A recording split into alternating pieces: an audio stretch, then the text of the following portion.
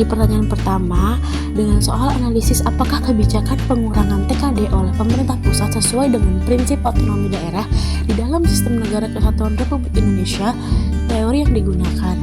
Jawabannya, kebijakan pengurangan transfer ke daerah atau TKD oleh pemerintah pusat dipandang dari sudut prinsip otonomi daerah dalam NKRI. Otonomi daerah memberikan ruang bagi pemerintah daerah untuk mengatur kepentingan masyarakat sendiri. Tetapi, dalam sistem negara kesatuan, pemerintah pusat tetap memegang kendali atas kebijakan fiskal nasional. Teori desentralisasi fiskal menjelaskan bahwa pembagian kewenangan antara pusat dan daerah harus seimbang. Pusat menjaga stabilitas fiskal nasional, sementara daerah diberikan keleluasaan mengelola anggaran lokal.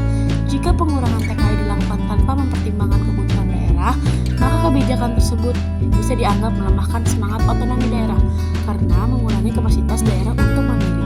Lalu pertanyaan nomor 2, jelaskan bagaimana hubungan kewenangan antara pemerintah pusat dan pemerintah daerah dalam kerangka desentralisasi fiskal. Jawabannya, hubungan kewenangan antara pusat dan daerah dalam kerangka desentralisasi fiskal bersifat sangat terkait. Pemerintahan pusat menetapkan kebijakan fiskal makro, termasuk besaran dana transfer, sedangkan daerah mengelola sumber pendapatan asli daerah atau PAD, seperti pajak dan retribusi. Idealnya, hubungan ini bukan sekedar hierarki, melainkan koordinasi yang sangat melengkapi. Pusat menjaga keseimbangan fiskal nasional, sementara daerah memastikan pelayanan publik berjalan dengan baik melalui optimalisasi pendapatan asli daerah. Pertanyaan nomor 3, apakah tindakan pemerintah daerah yang menaikkan pajak daerah sebagai respon kebijakan pusat dapat dibenarkan secara hukum? Jelaskan berdasarkan asas hukum pemerintahan daerah.